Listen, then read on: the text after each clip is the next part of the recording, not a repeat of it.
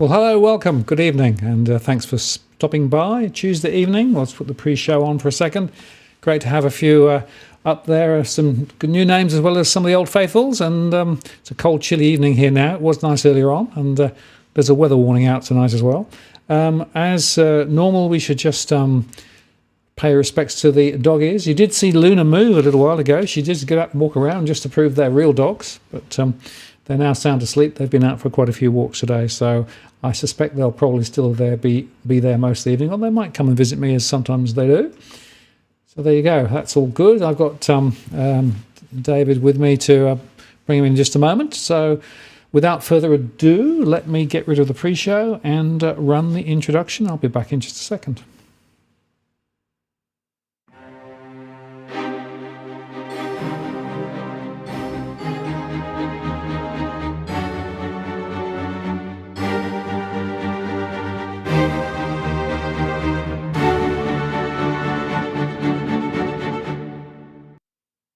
Well, good evening. Welcome to this live stream event on the 2nd of August 2021. Martin North from Digital Finance Analytics here. Great to have you on this evening. Very important conversation, this, about energy and specifically gas. It amazes me just how complex the issue is, how important the issue is, and yet how underreported it is. So that's why this is a really important conversation. Just before I bring David in, we'll remind you as normal, we don't provide specific financial legal advice on the channel, just a general conversation. The chat is moderated, but feel free to ask questions and indulge in all sorts of chat as you like. That's all part of the community, of course, as at the 2nd of August if you're watching in replay. If you want to ask a question, use that Walk the World to get my attention. I've also enabled Super Chat, which means that you can get your question top of the list or indeed make a contribution to what we do here. Right, well, with that, let me bring David in. David, hello. G'day, Martin. Thanks for having me. Well, I really appreciate your coming on. And I think this is one of the most important conversations I've ever had, because we are at a critical inflection point with regards to the whole energy question, aren't we? And there's some big, big issues there. And unfortunately, some of our political leaders don't want to go there. But before we get into the detail, would you like just to give a little bit of overview of yourself and your background? Because I think people need to understand that, you're talking not just theoretically, but actually you've been involved in a number of different ways through your career. So this is a very powerful conversation. Sure. So my name's David Llewelln-Smith. I guess my first dalliance with energy was through the Diplomat magazine, where I was global economy editor, and we worked a lot on LNG and the development of Australia as an LNG superpower. Between, kind of after the millennium, I guess. And then I was involved with Ross Garnaut, writing a couple of books. First one was about the GFC, and then I edited the second Garnaut Climate Change Review, which gave me a lot more exposure to energy. And around that time, founded Macro Business as well with LVO, Leith Van Onselen. And basically became the energy analyst at MB straight away, because even then there were, that was actually the crucible for the problems that we have today, in fact. And so, I've been in and around energy for 20 years, writing about it. And now, of course, I'm with Nucleus Wealth as well, which your viewers will be familiar with as the Chief Strategist. So coming from all angles. And just to be clear, a Chief Strategist means what? Oh, it's a grandiose title for drinking lots of coffee. No, I'm sort of the guy that tackles the big top-down questions. So Damien is the Chief Investment Officer and looks at markets from the bottom up. So that's earnings and business cases and business plans and all the detail that goes into stocks and stock markets from the bottom up. I'm the top down guy who looks at the macro, the super trends, the political economy, and the big historical stuff. The theory is that those two things meet, bottom up and top down for good returns. Yeah, somewhere in the middle, hopefully. Yeah, that's right. Now, Yeah. this is a conversation about energy. I think it's very important to sort of define the playing field, right? Because I guess the first observation is energy is a global market, isn't it? So anything that we think about and how energy works has to be in the context of what's happening, internationally, the big picture stuff, as well as the micro stuff here. Well, I mean, that's a really interesting question. Energy is a global market for Australia now, and has been for many years on some fuels. Excuse me. So, coal, for instance, various forms of coal and oil at other times. But until 2014, gas was terrestrial, it was landlocked in Australia, and it wasn't part of the global market. And that's very central to tonight's conversation, is how we connected our gas to the global market, and how that has created an absolute debacle for us. Yeah. Okay. Well, maybe we should unpack that a little bit more and talk a little bit about the history. I mean, we did a show about a month, 6 weeks ago, which actually went very well, which sort of went to it in some detail. But at the high level, I think it'll be good to just hit the main points, because the fact of the matter is, as you say, we've moved from one mode of operation years ago to a completely different mode of operation now, and in the process, well, we are being very much held hostage in a way, aren't we? We are, yes. So what happened? Basically, around the GFC, there were lots of advancements in unconventional gas, and that is, gas that's extracted via fracking or coal seam gas. These kind of things that were new methods that were born out of the US shale revolution, and they arrived here, just before the GFC, and came with a lot of international capital that wanted to extract gas from coal seams in Queensland. And so just after the GFC, about 6 LNG trains, that is basically a gigantic freezer, each train is like a freezer, were commissioned and built on Curtis Island in Queensland. And that is a lot of export capacity, 6 trains. And so, your viewers may remember that post-GFC, everyone was shocked that interest rates were rising. No one really expected it. And that was largely because of this gas boom that we had. And the RBA decided at that time that they needed to make room for the gas boom. That is, to prevent it from causing inflation, because there was a lot of labour and just a general business investment boom around the construction of these plants, because they're huge, and there were a number in WA as well, but the East Coast ones are the ones that matter for our story. And so 4 years later, they opened, and that was the point at which we connected our domestic gas market, which had always been isolated from global pricing, to international markets, because suddenly, we're exporting gas at international prices, and so to acquire gas locally, you had to compete with that, with these exporters of gas, the producers. Now, what went horribly wrong in this is that the cartel, as I call them, the gas production and export cartel, overestimated its reserves when they commissioned these 6 plants. They did not have as much gas as they said they would, or said they did.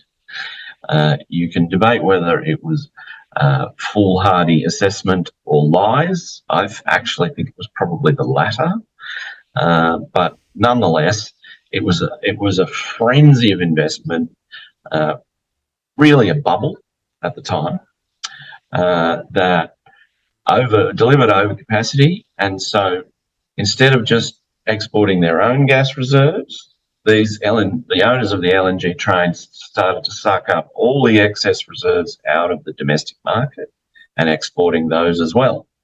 David, can I just ask, those entities, are they Australian companies or are they international companies? Or they are consortiums made up of both. So there are three. I'm not going to get all of this right, but one of them is led by Santos, and they were the most short of gas, and so you can sort of point the finger at them as most responsible. They're partnered with Kogas from Korea and Tokyo Gas, obviously from Japan, and I think Chevron. Don't put a gun to my head on these. These are roughly right. The other two are, one of them's led by Origin in partnership with, I think, Sinopec, the Chinese SOE, and some others. And the last one is owned by Shell with, I think, Sihanouk, which is another Chinese SOE, but those might be back to front. I'm not sure. But the point is, a lot of that is offshore, which means that the profits go offshore, right? Oh yes, yep. Nearly all the profits go offshore. Yep. Now, I mean, the interesting part about it was there virtually were no profits for years because the capacity, the export capacity, was so enormous that it contributed to a major international gas glut, and the price crashed. So they were making almost no money from exporting gas, but because they left the domestic market short, they were making heaps of money by gouging us instead. So they actually, for many years, made no money in the exports, but made plenty from engineering discriminatory pricing for Australians. So it was pretty. So are you saying that at one point our gas prices domestically in Australia were higher than the global prices? They most certainly were in 2017. Yep. Like we had a local price of $20. It was well above the Japanese price, right? Who were at the time the major customer. China is now, and that was actually what triggered the first round of policy attempts to fix it, which was Turnbull's Australian Domestic Gas Security Mechanism, ADGSM, which was it was a heads of agreement between the Prime Minister and the gas cartel. That is effectively a handshake, written on a piece of paper, that they would keep the domestic volumes sufficient, and that worked quite well for a few years. Crashed the price again, and so that was good. And what's really screwed the pooch now, though, of course, is since the Ukraine war, is Russian sanctions have knocked out an enormous supplier of international gas. Europe is, gas in Europe is literally now a part of an economic war by Russia on Europe, and they just keep. I mean, Putin keeps squeezing Europe with less and less gas. So, needless to say, the price has gone through the roof there. The Americans are trying to export a lot of LNG now to Europe to offset that, but it's not enough to fill the hole. And so these international prices have gone crazy. And so we're talking in Europe at the moment, at least $60 in Europe at the moment, gigajoule. And Australian prices have followed those prices over the last 3 or 4 months, because these LNG exporters have just imported those prices to Australia. And it's become almost impossible for locals to acquire gas unless they're paying those prices. So, the regulator stepped in and capped it at $40 a gigajoule, remembering that the traditional price is $4, and it's gone as high as like 60 or 70 in some states at various times. So we're talking, phenomenal inflation in gas. Now, that would be bad enough, because that basically is going to wipe out your manufacturing base as well as give you some pretty nasty bill inflation. But there's a huge amplifier in this for electricity prices, because gas is the marginal price setter in the national electricity market, because it's the fuel that is most flexible in terms of offering baseload power when renewables aren't available, or coal's not available, because coal's not flexible. Coal you can't turn it on and off. Gas you can. And so whenever there's a a need to adjust the system, it's gas that comes in when you need quick extra power. And so it sets the marginal price in the auctions. And so the electricity price over the last 3 months has gone from, roughly $50 a megawatt hour to an average of about 300, but with price spikes to 600 on a regular basis. So if you add all of that together, what you get is a massive energy shock for the entire East Coast economy. And by East Coast economy, I mean everywhere except WA and Northern Territory. Where we calculate that it equals about an added 6% to CPI over the next 12 months or more. The RBA has been mentioning this in all of its collateral statement of monetary policy and minutes and what have you, that they see these price rises coming. They drip in over an extended period because contracts roll off. Most people are on quarterly contracts with their provider of electricity. And then there's a bunch of regulatory things that slow the drip of the prices. And so it will come in slowly, but it'll be like 20% every quarter for a year, more. So it's potentially going to force the RBA to a neutral interest rate that is being artificially inflated by these ludicrous energy prices from Europe, and at which the underlying economy can't cope. So if it's allowed to go on, I think it's absolutely certain we'll be in recession sooner rather than later. Right, so it's a very big factor in the current inflationary story. But your point is not so far. Yeah, right? But your point is going ahead, it's going to become more and more critical, right? Absolutely. Yeah. Like you've got at the moment goods inflation largely from offshore, but to a little bit of it locally through building materials and stuff, but mostly offshore has been driving inflation, and that's all about to fall, right? So there's lots of big deflationary forces building in the global economy, coming out of China especially. So a lot of the drivers of inflation we've had over the last 6 to 12 months are about to all just plunge. But uniquely, Australia has given itself this energy shock. Well, not uniquely, Australia and Europe. And so as that other inflation dissipates, we'll get this new wave coming from energy. So it will definitely force the RBA higher if the government doesn't fix it in a hurry. Right. And they've already been too slow. Like they need to get on it. Yeah. But that is where there is some good news in the story, which is this week the ACCC, bless it, finally came out and put this report out that condemned the gas cartel for what it's doing. And this was the single most angry document I've ever seen the ACCC produce. Like, it was brilliant.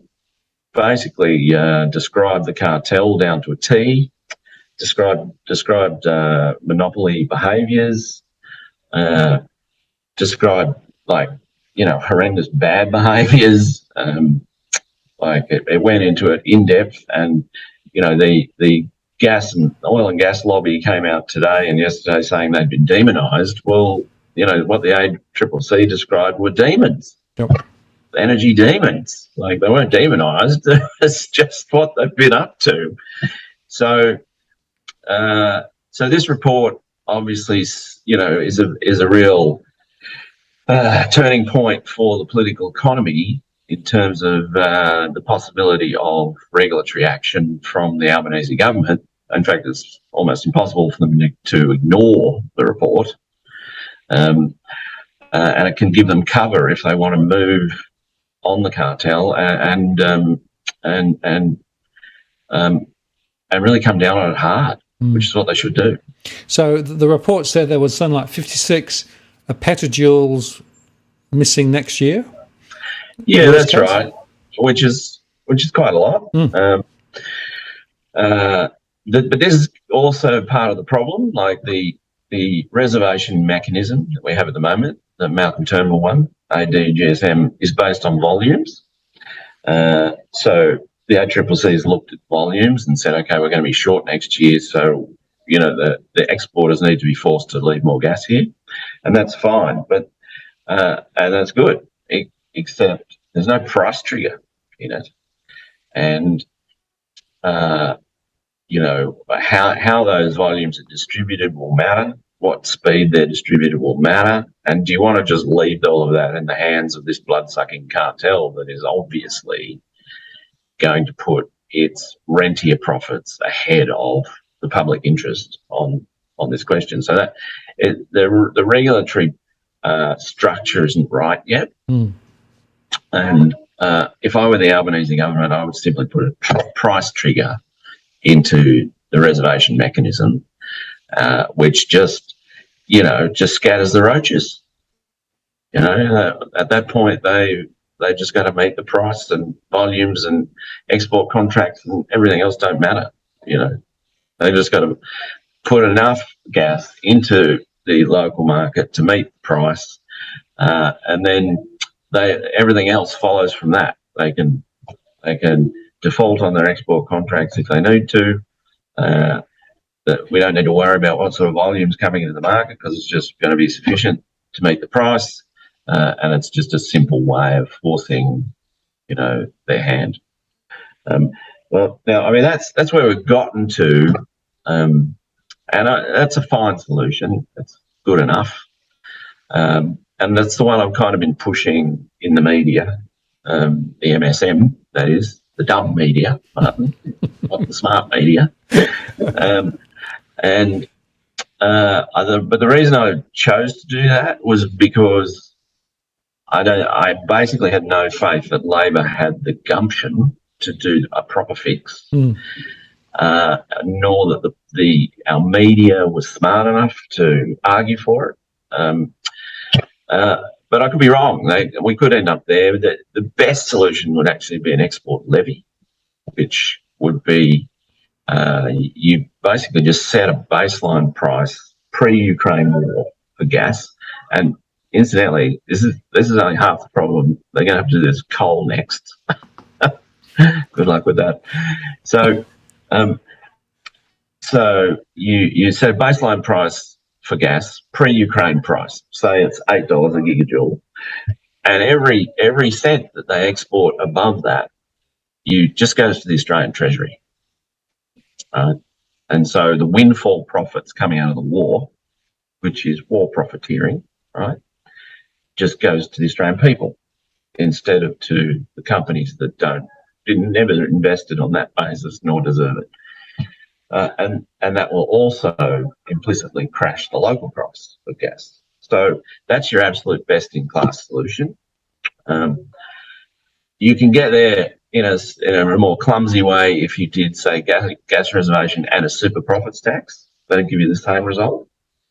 And it was actually Tony Wood that argued that's what we should do today at the AFR. Tony Wood of the Grattan Institute. Which would be good as well, although it's a lot less efficient than just doing a levy. But yeah, and I hope we get to those solutions, because they're actually the proper solutions to the problem. But I just,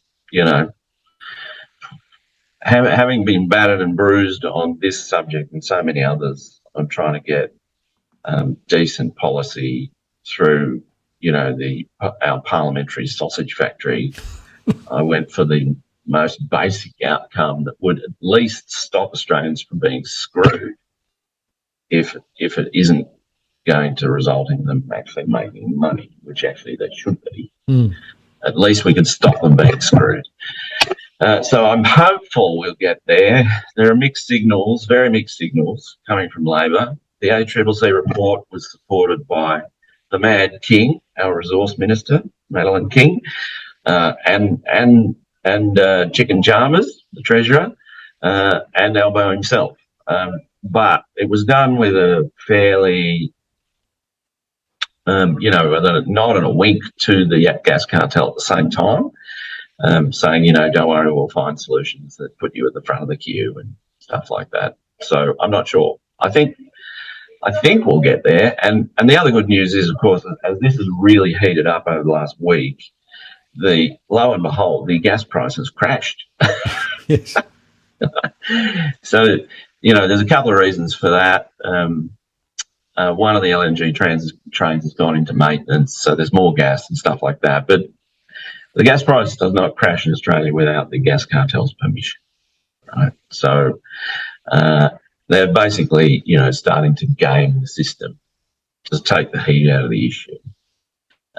And so all of this kind of steely gaze from Canberra is having an effect already, and electricity prices are starting to crash as well as gas goes down. So the last 3 or 4 days in particular has seen the emergence of this cheaper energy, and this is actually while the international price has gone the other way. It's gone higher and higher as Europe and Asia fight over gas supplies, basically. So we may get there. We've made some progress. And it's interesting because if you look at our export of LNG, we're probably the number one now globally, aren't we? Or pretty close to it. We were until recently. The US has overtaken us now. Yeah. Because they have a ludicrous amount of gas in the US that a lot of the gas there, in fact, just comes out as a byproduct from fracking, shale fracking. Like they actually make the money out of the oil and the gas is free. So for years and years before they built a few pipelines recently, they were just flaring the gas, just burning it. But anyway, it's worth something now. But yeah, we're now second, and we'll fall further behind. Qatar has got a very large new tranche of gas coming in 2 or 3 years, so we'll end up number 3 over the next few years. Our volumes are unlikely to rise. We don't really have a lot of investment queued here.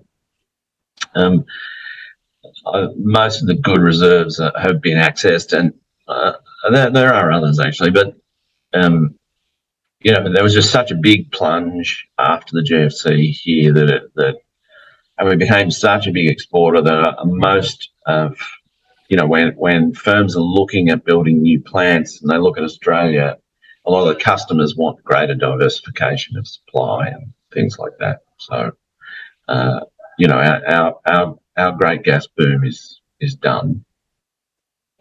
So now we've just got to try and fix what we did to ourselves.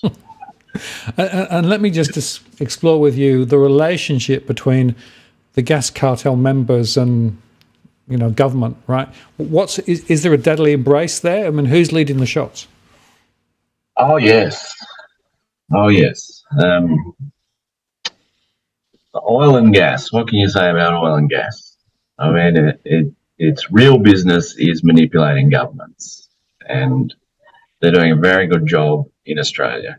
Through the last, almost decade of coalition governments, they have run the shop. There's been, Turnbull did a good job with his ADGSM, but beyond that, we had Rex Patrick, the independent senator, tried to fix this in 2019, and he did a deal with Scott Morrison, I think when he was Treasurer, not Prime Minister, to give him his tax cuts at the time in return for a stronger gas reservation. And then, ScoMo took the tax cuts and then never delivered his side of the bargain. And then we had the gas-led recovery, later on, coming out of COVID, I think round 1, which was, just absolutely cooked up by gas interests. And that was all about trying to dig up the Narrabri gas, a big unconventional gas field. which, is another debacle because there still is a lot of local resistance to it because, this process is pretty dirty. It digs up some quite nasty salts, carcinogenic salts, and I'm talking millions and millions of tons of this stuff, and everyone's afraid it's going to end up in the water table. And so the New South Wales Chief Scientist was commissioned to do a study on it and to ensure that the gas could only be extracted safely, and she came up with 16 conditions, but then gas cartel pressure in the New South Wales Parliament, and that never saw the light of day. So these are all incidences where the gas cartel has manipulated the political economy in one form or another to ensure its profits are maximised, its regulation is minimised, and it can just go on doing what it's doing. Yeah. Right. So they're very powerful. They've got a lot of influence. So I guess the question is, what's the chances then of... I mean, you can see that even Labor now, like the Mad King, the resource minister, is still using gas talking points all the time. I've seen their material in Parliament. It's pretty biased. So they are quite effective, aren't they, also in the media at making sure that they get their story across. I've noticed that quite often as well. Yeah. Look, the last few weeks have been interesting. Most of them, MSM has ignored it, particularly the Australian, which is an interesting outcome. But it tells you that right now they're not at war with the Albanese government. It tells you at least that much. But the AFR is very much in their embrace. It's publishing absolute rubbish on a daily basis, just propaganda. They certainly got a hold of the AFR, but that's as much about their ideological standpoint as it is gas party influence or gas cartel influence. I mean, the AFR would sell its mother to a corporate psychopath. Well, it would. I mean, if you're a business, the AFR loves you. End of story. It's not a newspaper that pursues national interest or a well-defined economic reform anymore. It's a business propaganda newspaper. Trickle-down economics, businessomics, which has got nothing to do with functioning markets, which is what liberalism is supposed to be about. Not vested interests, monopolies, oligopolies. But that's what the AFR cheers on these days. Absolutely. And you can add the financial system, services, and everybody else to the same party, right? Course. Yeah. That's right. Yeah. So yeah, I guess that's where we're at. And so one other question, what's the Greens' view of all of this? Because, I mean, they presumably have quite a powerful position now in the Senate. I'm not sure on the specifics. I've certainly read quite a bit of material from Greens and Greens associated stuff saying we don't want to dig up more gas. It's a fossil fuel, even though it's much cleaner than coal. Let's just let renewables fix the problem. And certainly it is the case that these very high fossil fuel prices will accelerate the transition to renewables. The problem is that it can't happen fast enough to avoid catastrophic consequences for the economy, both for households and manufacturing. And so, the renewables transition is coming anyway. I don't, and obviously it should come as quickly as possible, but I'm not sure why we have to commit suicide along the way. Economic suicide. Well, it does seem a bit unnecessary, really, when there's an obvious answer. Don't forget, I've been pushing climate change mitigation my entire career. Like I'm on board, but I don't think, there's just there's just some pragmatics here that you do yourself a lot of harm if it's not managed a little bit. Yep. And gas was always the key bridging fuel. That's what was so egregious about this cartel arriving and just spoiling the party, in our carbon transition. Yeah, absolutely. And of course, we have a lot of gas. A lot of it's going offshore.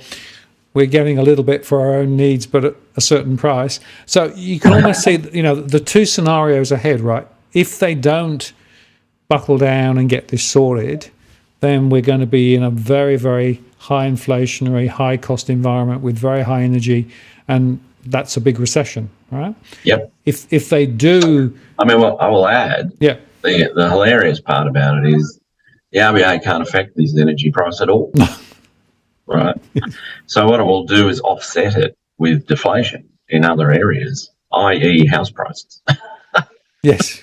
And consumption. So it just means it has to go higher for longer and create more deflation to make room for this incredibly useless inflation that's in energy and spilling over into everything else as a result. Yeah. Right. So the nightmare scenario is that way. The other scenario is one which is to benefit Australia and Australians, but it would involve inflicting some pain on the cartel. Yeah, and there are two strands to that. That is, they do it properly, and it inflicts a lot of pain on the cartel by taking their windfall profits off them from the war, or you do the basic path, which is to just stop them screwing Australians with war profiteering, gouging. I hope Labor can at least get to the second. But if we had any half decent policymakers, they would have already done what the UK has done. Yes. Or what Norway did when they set up their oil fund. That's like got a 78% tax rate. Yep. And our gas cartel pays no tax. Yep. Either. How does that work? We're actually helping them rather than them helping us. Well, that's right. Our gas export industry, which is $80 billion roughly at the moment, has been turned into an import. Yep. Right?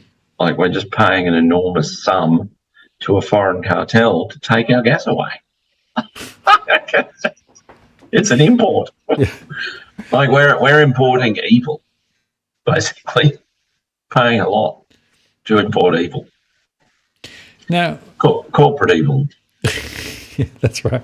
Plenty of that around. Now, before the election, I can remember Albanese talking about, well, we can't pull the gas trigger, etc., because if we do, we're going to create sovereign risk and all of those things. And in fact, there was a conversation article published this week going down that same route. So yes, by Professor Idiot. I don't know what his real name is, but it wasn't making any sense. His argument was that we don't want to go down get embroiled in a legal dispute with the cartel if we pull the trigger on gas reservation. And his analogy was what happened with Philip Morris and plain packaging on cigarettes, which cost the government $24 million in legal fees. My answer to that is, well, I think it's unlikely we end up there because at the end of the day, the cartel is making money hand over fist here, and why would it want to risk those profits? The export profits. They will still make money on any one of the proposals for domestic reservation, on their domestic volumes as well. And so nobody's seriously talking about taking those profits away, although I think we should be.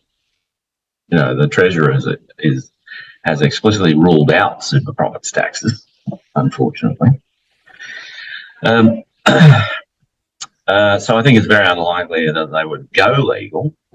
But if they did, bring it on. Take them on. They can't win. They don't make the laws. Australian people do. So take them on. A $24 million legal bill versus a $50 billion tax on the East Coast economy, privately levied tax, energy tax. It's a bit of a no-brainer. Mm. Yes. That they're sucking that much out of the East Coast economy. And just putting that in context, right? There's a $1 trillion debt burden, because of all of the government expenditure in the last 2 or 3 years in particular, which is no way to actually reduce it. But this would actually be a way of helping to reduce the overall burden of government debt, wouldn't it? Oh, absolutely. Be a huge windfall. Yep. Yeah, be massive. Which is what we should be doing, but I don't think we've got it in us. I don't think Canberra does. They're just these contemporary politicians. They're just weak. Yes. Are they weak, or are they actually just going down a different ideological track? And I'm thinking Treasury here in particular, who seems to me at least to be disconnected. Yeah, to some extent, but even within,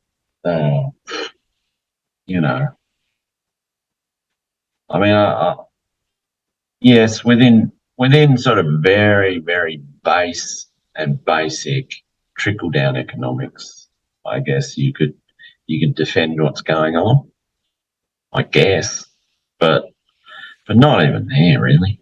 So weak and corrupt, I think, is probably more accurate. But yes, institutional stupidity is part of it. Yeah, right. So it isn't. The point is, this isn't just a perpetuation of neoliberal values, right? Because you'd sometimes argue, well, it's to maximise profit. The point there is that isn't even what's happening here. If you look at it, No. And I mean, anyone who's read The Wealth of Nations by Adam Smith,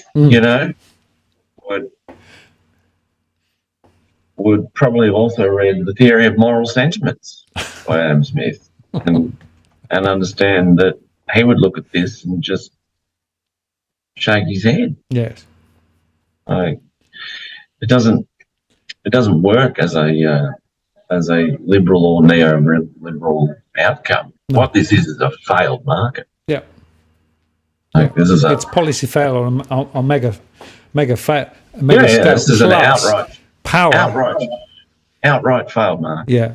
Yeah. It's far worse than I've seen in any other third world resource cursed country. If we were poor as a nation and this were happening, this would be a catastrophe. The only reason we can manage it is we're rich, but I'm not sure why we will still want to do it. And especially given it's, the consequences are by far the worst for the poor in this case. It's highly regressive because, utility bills are so much more, there's such a larger proportion of less well-off discretionary income yes. Than the rich. Yep. So, I think I was looking at these numbers the other day from, it might have been Hilda or I can't remember, but it was already about, the rich was 1% of their discretionary income was utility bills, and poor was 8%. And if the price rises that we're talking about come through over the next 12 months, it goes to 15% of their discretionary income goes on utility bills. Like that's an enormous standard of living drop. But for what? Yep. Well, I'm seeing that in my survey. So already, a lot of households have difficulty trying to measure up to all the demands on their budgets. The energy costs and fuel costs, those things, those are huge for them. As you say, it's not just a couple of percent; it's a massive proportion. Yeah. And of course, they feel completely helpless because, well, what do you do? Do you use fuel or do you not use fuel? No, it's debilitating. Yeah, absolutely it is. Yeah, and what the other point, of course, is the energy cost to industry will also make it harder for industry and manufacturing in particular to survive here as well. Well, this will end manufacturing. Like if it's allowed to go ahead. This idea of the Albanese government that they will revitalise that manufacturing is laughable. If they don't fix this, it'll be the end of Australian manufacturing, in effect. Yep. Because they just will not be able to compete. Metals processing, forget it. Building materials, forget it. We'll be importing bricks, if this goes ahead. Well, they use gas. Yep. Like anything, energy is so important to manufacturing, and so it'll all fly offshore. And of course, 71% of this gas is going to China. Yes, I was going to ask about that. So we'll be building their manufacturing while we decimate our own. Well, it's pretty much got to the point where the LNG exports to China is one of our biggest now, isn't it? Yes, it is. Yeah, I'm not sure if it's overtaken iron ore. It may have. It's pretty close. The last time I looked, yeah. Yeah, I think the coals did recently, but perhaps not LNG yet. So the whole thing is crazy, bottom to top. It's crazy, and you never let the perfect get in the way of the good in Australian politics. Or you'll be waiting a long time. And so this is why reservation is my hope. Yeah. I mean, if all my Christmases will come at once if we get better than that, but that has to be the minimum that we get to. Tougher reservation with a decent price trigger in it. And can you introduce that retrospectively, or do you have to wait for the new contracts to tick over to get those reservations put into them?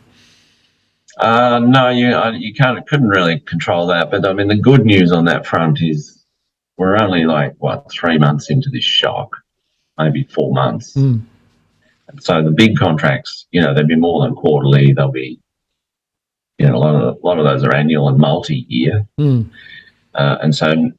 so if you act quickly, you're going to short circuit it before it happens. Right. So that's why the imperative is so critical. Yeah, partly. Yep. The other thing is that the national electricity market prices off spot. Yep. Gas spot, not contract, and so it's very, very sensitive to these movements in the gas price. Yeah. But then there's the delay. The delay comes in the quarterly contracts from the retailers with you. Yep. Quarterly and annual. Yeah. Which just go up and up and up and up. Yes, they do. Well, they have gone up and up and up and up on because of this. Yes. We used to do 25 megawatts per hour before 2014. Since then, it's crept up and it's doubled since then. As a kind of average price. But the problem here is we're talking about 600% in a year. Yeah. I mean, that's crazy. It's interesting, just for comparison. Just for comparisons, in the UK, they're talking there about energy costs doubling plus within 6 to 12 months. Yeah. Right? It's almost identical. Yeah. And they're saying something like 20% of UK households will not be able to afford energy by the time we get to December. Yeah. I mean, that's the sort of quantum we're talking about. Yeah. And that's before Putin turns off another tap. Correct. This is with 20%, right? Yeah. I mean, Europe is quietly preparing its population for gas privation. Yes. Like they are actually accumulating enough gas at the moment in storage that, it's roughly on track where it has been in past years, despite the loss of Russian volumes. But they're kind of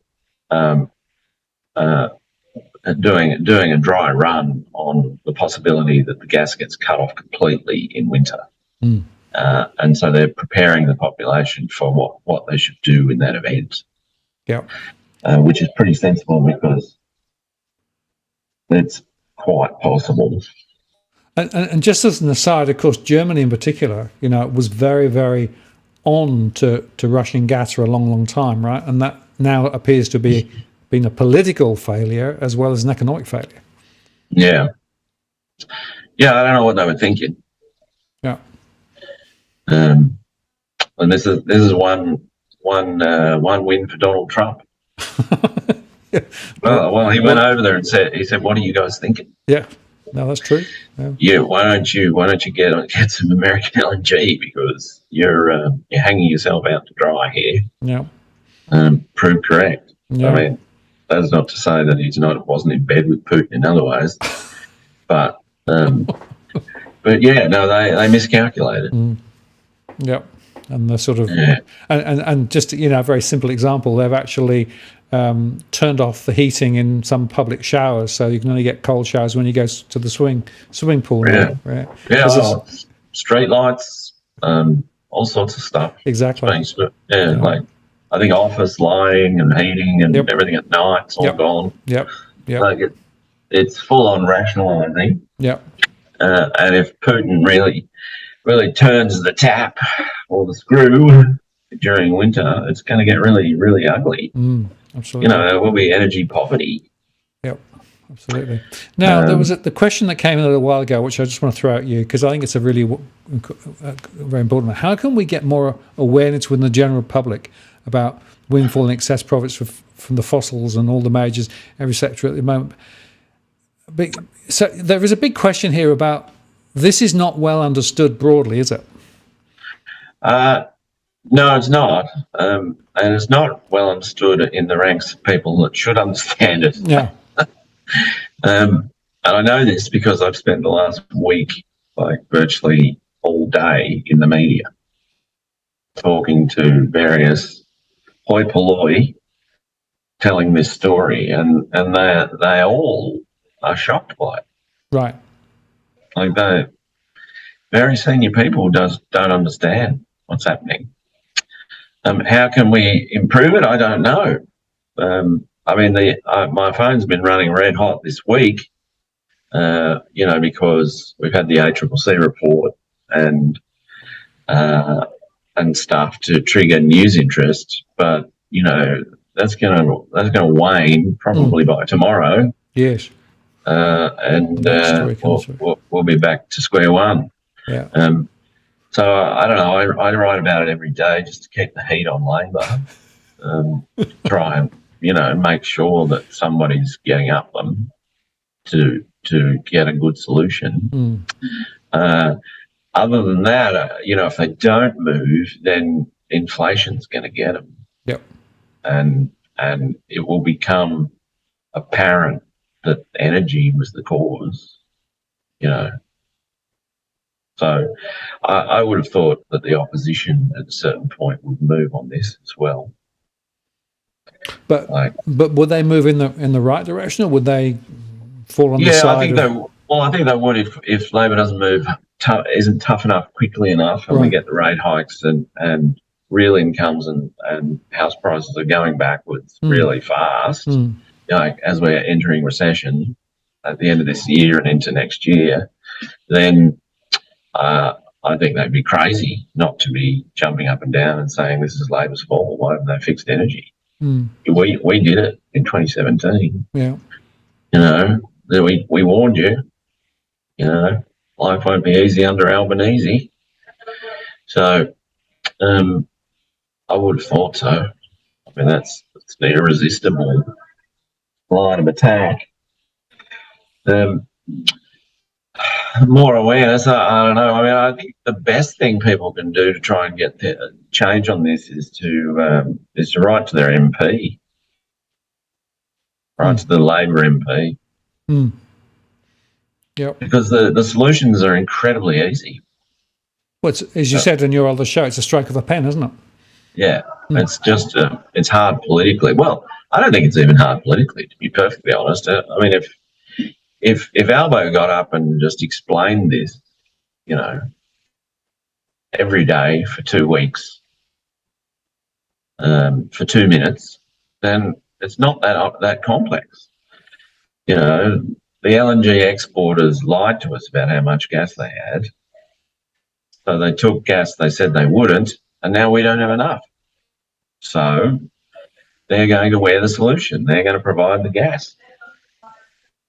And we're going to make it at a reasonable price. Yep. Thanks for coming.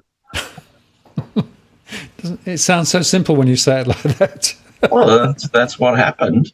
Then you can throw a bit of Ukraine war profiteering in there if you want to sex it up. Yeah. And then just say we're putting the hammer down. Well, maybe the thing to do is to draw the other way. Say, well, this is a way of keeping house prices more stable, right? Oh, look, you'd definitely talk about the economic consequences and say, look, if we don't do this, there'll be 6% more CPI, and the Reserve Bank will go nuts. So we have to do it. We have to do it for your good, our good, and the nation's good. And by the way, this is a blood-sucking foreign cartel. Absolutely. Yeah. It's not a hard message. No. But, you look at the Mad King, who, our resources minister, Madeleine King, who, uses the gas cartel talking points so often, and it's, they're trying to play both sides of the fence. Yes. They don't want to offend anyone. So their own history of offending mining didn't end well. So, and I was going to say, one of the things that I've noticed about the political, machinations is they sort of try and come somewhere in the middle, right? It's sort of, we don't want to upset anybody, so we'll try and find. But there is no middle ground on this, is there? Really? No, there isn't. So that's going to be difficult. I mean, I guess I'm arguing gas reservation is the middle ground. It's not really what they should be doing, but it will still provoke a massive backlash from the cartel. And it was funny, I read some research today from Credit Suisse, who are pretty good on gas, and they warned that if we put in reservation, Origin's profits would fall 3%. 3%? 3%. Well, that's not huge, is it? No. It's freaking nothing. But they'll make it sound like it's 30. Yeah. So I mean, it's just, we don't have anyone with any intelligence, vision, or perhaps most importantly, gumption. Yeah. In politics. Yep. They're all ciphers for this interest or that. Yeah. So, yeah. Well, I think, unless there's anything else you want to discuss with regard to the energy story, I mean, I think it's very clear that, there is a path.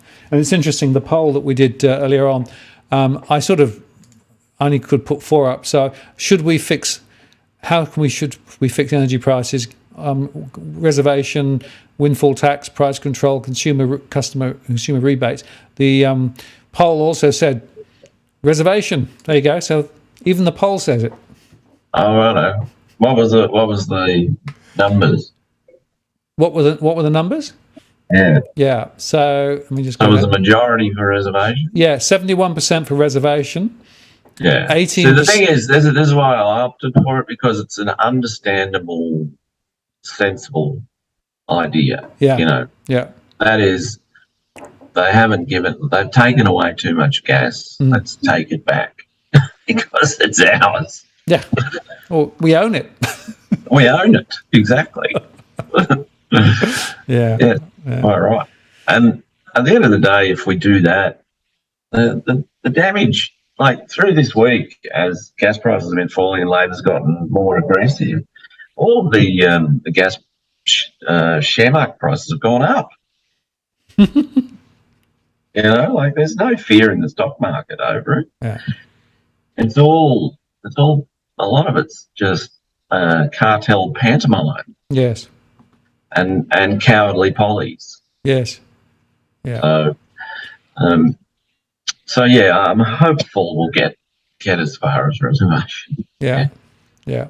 Well, at least we had quite a few people on so far, and 771 so far. That's good. And at least we're spreading the word. And I actually quite like the idea of writing to pollies and saying, "Hey, this is important, right? We've done this before with the cash ban and got the right outcome there." So it's very important to get this message out, because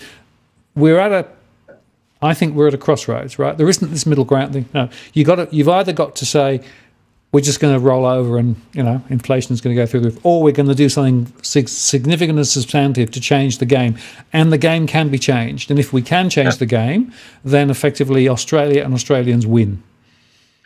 Yes, and if at least they don't lose. Like, and that is a win in Australia. Yeah, that's true.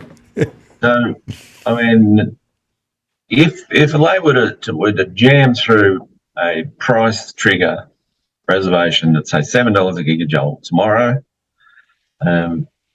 the electricity markets in South Australia, Tasmania and Victoria would all go back to normal, more or less. New South Wales and Victoria would still be very expensive because they're very coal dependent still, coal and gas dependent. And this is where it gets a bit more complicated, and that is they may have to do this with coal as well. Right, because it's a bit the same, isn't it? Yes, it is the same. We had a phenomenal outcome a few weeks ago where Origin, that is one of the card-carrying members of the gas cartel, had to put out a profit warning because it couldn't get enough coal for its power plants, because the coal cartel was eating the gas cartel. Right? That's Australia for you. Yeah. It could only happen here. It could only happen. Well, no, it's happened. It has happened elsewhere. Like, I mean, one of the great energy debacles of all time was Enron in the US, and that was kind of similar to this in a lot of ways. Enron was deliberately starving California of power to drive up prices, and it turned into an election issue, and they basically ran the Democratic candidate out of town, which is when Arnold Schwarzenegger got elected. And George W. Bush backed Enron and everything in this incredible manipulation of market pricing. Yep. And then 6 months later, they collapsed in an enormous corruption scandal, and the whole truth came out. And it's actually not that dissimilar to Enron. It's like a ginormous Enron in Australia. Absolutely. Well, who is the smartest guys in the room, right? Yes, that's right. Exactly. So before we go, I just wanted to just broaden the conversation slightly, because, of course, the RBA did their 50 basis points today and said, well, we'll be data dependent, et cetera, et cetera. Just give us your top line thoughts strategically about what they're doing. Do they know what they're doing, and where are we headed based on what we understand them to be doing? Do they know what they're doing?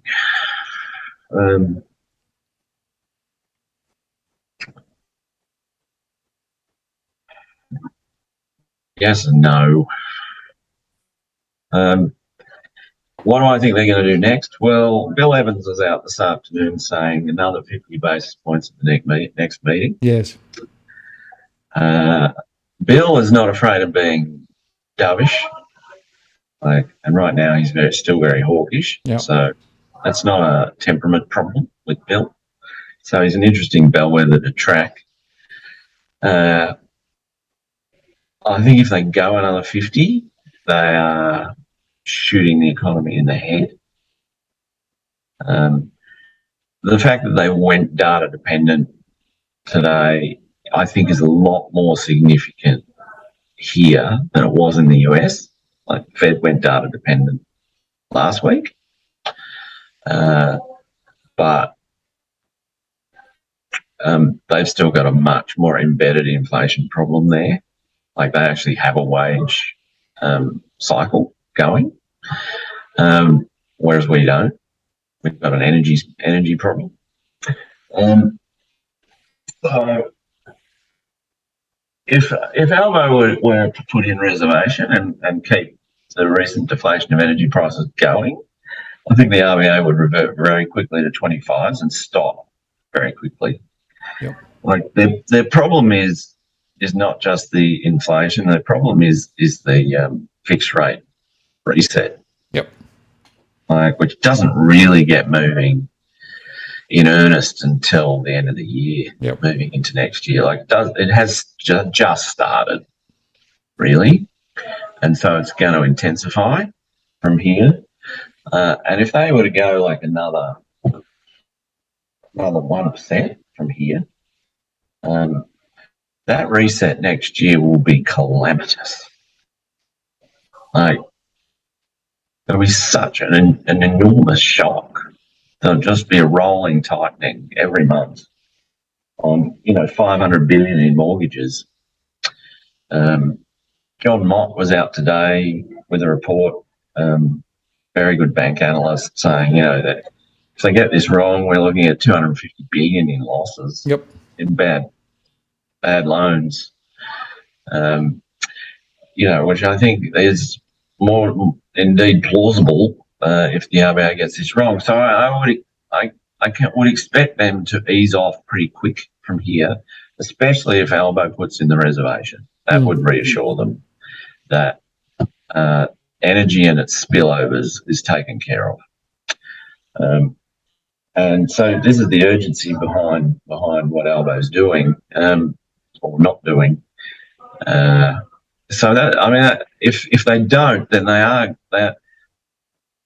If Albo does not do this, I think the RBA will chase the energy spillovers, which is really stupid, but I think they will.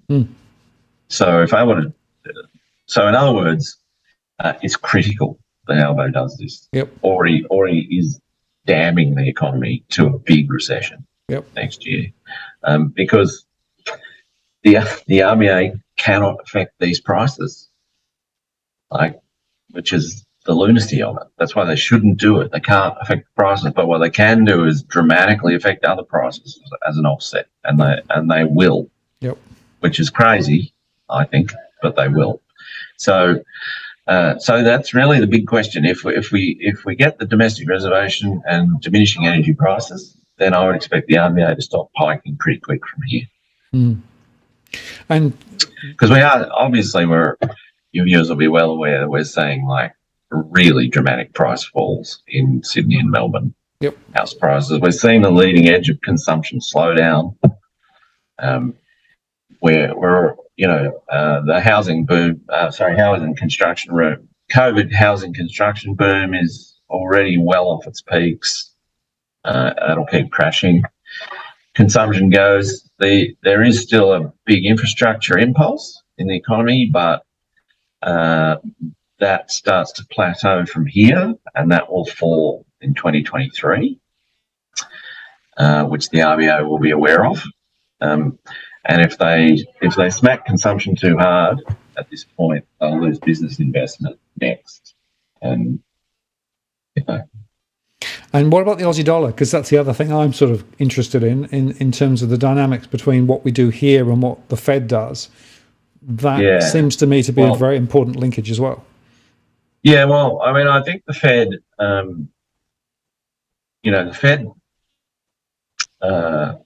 has the difficult position of managing mortgages through the bond market.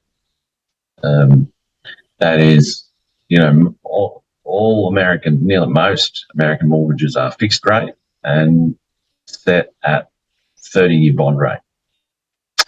And so it's a much, much more difficult way of transmitting monetary policy changes to housing. Like, it can be much slower because you're only affecting new borrowing because everyone's on a fixed rate. Yes.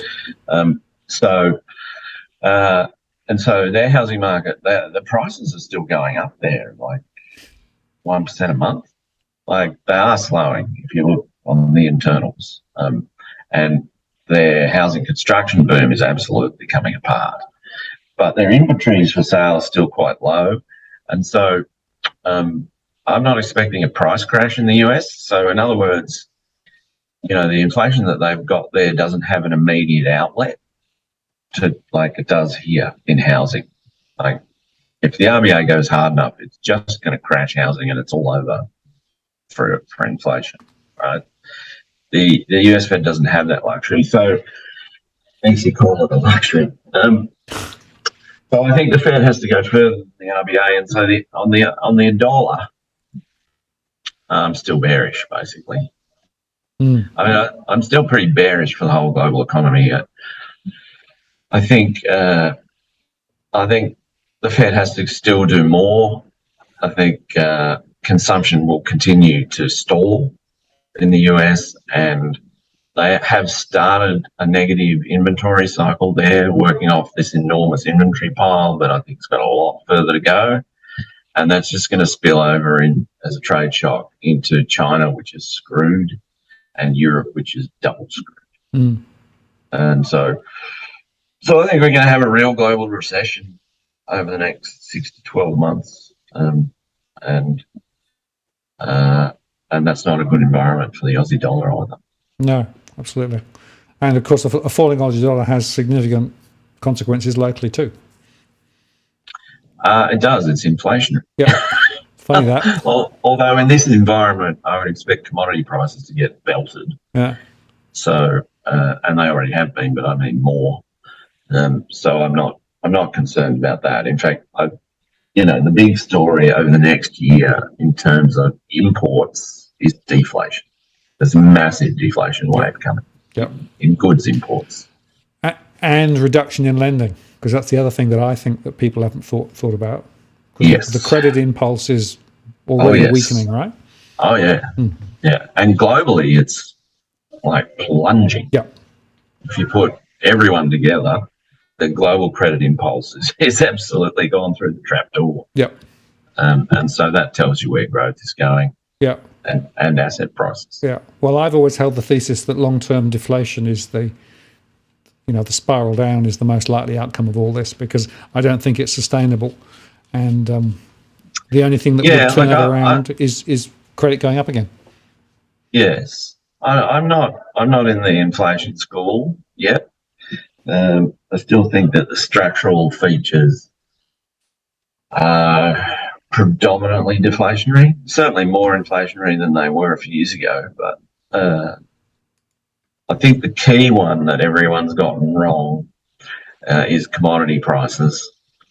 And that is a lot of the inflation story that's been evolving in markets over the last 12 months has been about deglobalization, nationalization of resources, geopolitical risk, all of these things being inflationary. But I think the thing that, and therefore buy commodities as an inflation hedge. Yep. And so that adds a financialization element to it. But I think the thing that everyone's missed and is now bearing out is that China's going ex-growth. Like, the China boom's done. The great Chinese boom and commodity consumption story was about its property market. Yep. And it's built out. Mortgage strikes. Well, yeah.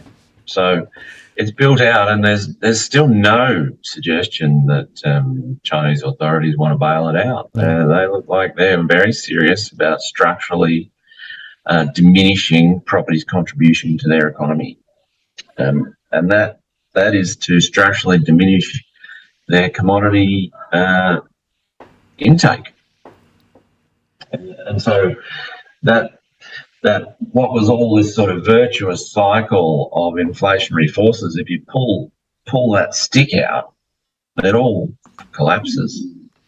Right, and you've got the demographic shifts there as well because of the population growth. Yeah. Yeah.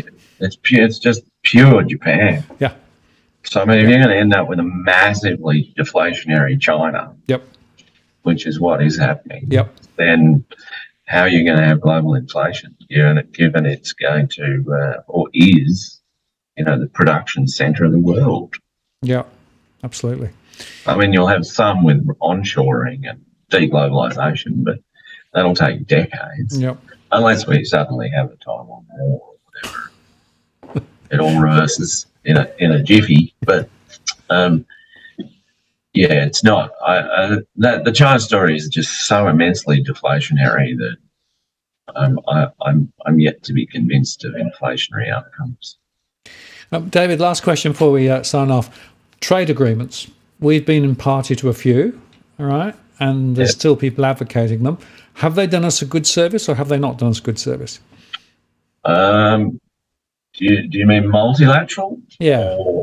Or well, I mean, some of them are multilateral, some of them aren't, right? So we've got but I'm interested in these sort of big, sort of structural agreements. Yes, I think the multilateral ones especially have done us good. Where there is something to be said for competitive advantage in terms of liberating spending power, reducing costs, and all that stuff. And that all works. Where you run into strife is when you let it run too far and allow your economy to get unbalanced. And which is what we've done. Where you allow your manufacturing to be run down to such a degree that you've got a lower proportion than Luxembourg. And so that hamstrings your economy in all sorts of unexpected ways. It's very hard to value add when you don't have any manufacturing. It's very hard to generate productivity when you don't have any manufacturing. Yes. And it's very hard to defend yourself when you don't have any manufacturing. Which is this absurdity of the whole gas thing with China. You just, I think in principle trade agreements are good, although I think the binary agreements are just trade distortion. That's not free trade. Yep. The multilateral agreements are good. But again, even in those, you just got to be careful what you give away and how unbalanced you let your economy become. Yep. They're all strategic questions that don't feature. Nobody wants to ask those big picture questions, right? Which is coming back into the top down. That's what I think is missing in the way that we think about things in the Australian context so often. It's sort of micro sort of decisions and micro bits. Nobody's got the big picture, right? Oh no, we are unbelievably tactical in this country without being strategic at all. Yeah. Which is a really interesting mindset, because if you're tactical without being strategic, you don't know where you're going. No. You're very good at going somewhere. Well, if you don't know where you're going, anywhere's fine, right? Yeah, but that's right. But where that is, you have no clue. No, exactly. So no, we're terrible strategic thinkers. Yeah. Which it probably just goes hand in hand with our kind of populist culture, like the anti-intellectualism of Australia, which is still rife these days, always has been. I'd say that's what it is, because to think strategically, you need to be, you need a number of things. You need history for a start. You need intellectual history as well as actual history. and you need engagement with both of those and curiosity about them. And none of these things typify Australiana. Yeah. Australiana's hostile to all those things, in fact.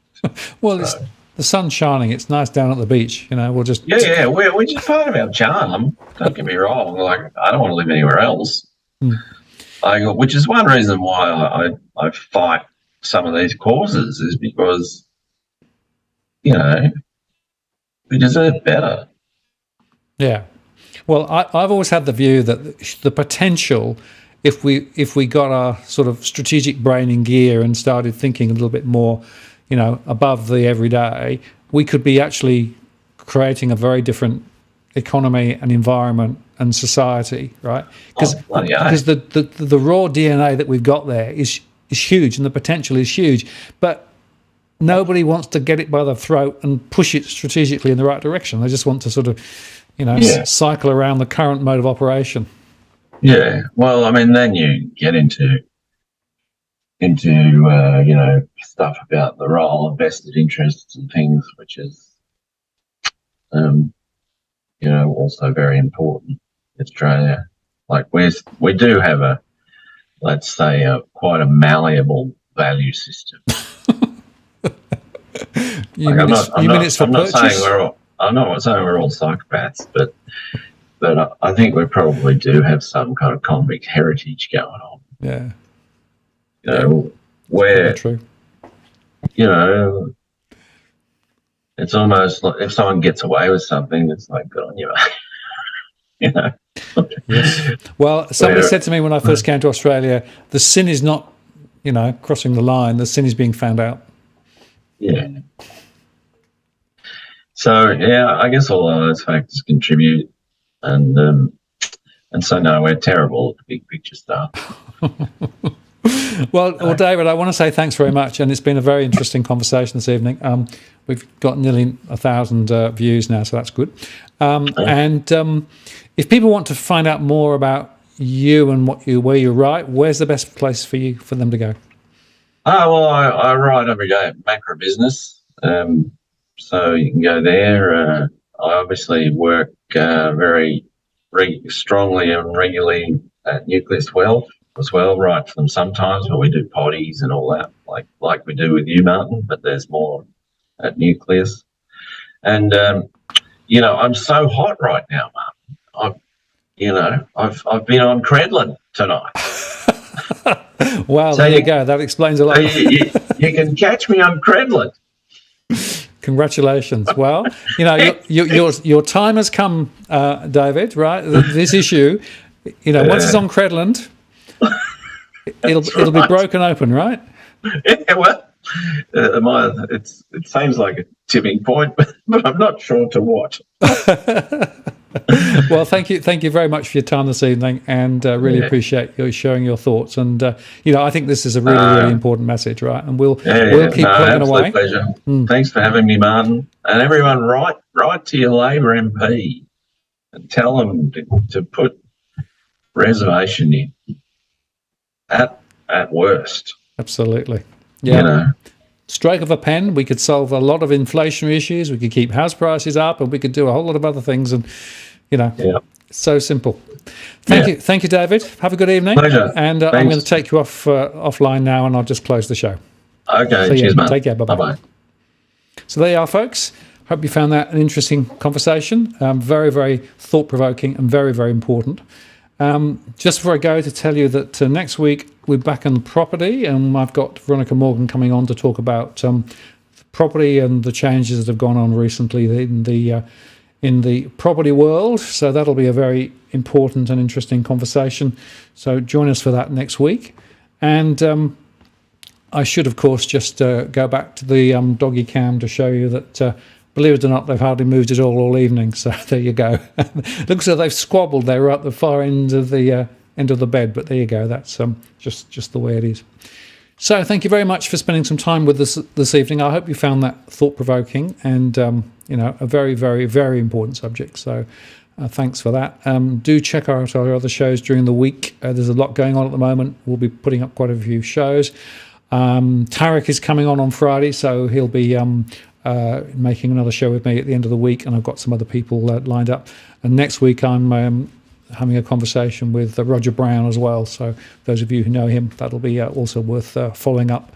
And come and join us next Tuesday. So thanks for that. Have a good evening, and we'll see you next time. This is Martin North from Digital Finance Analytics, signing off. Cheerio.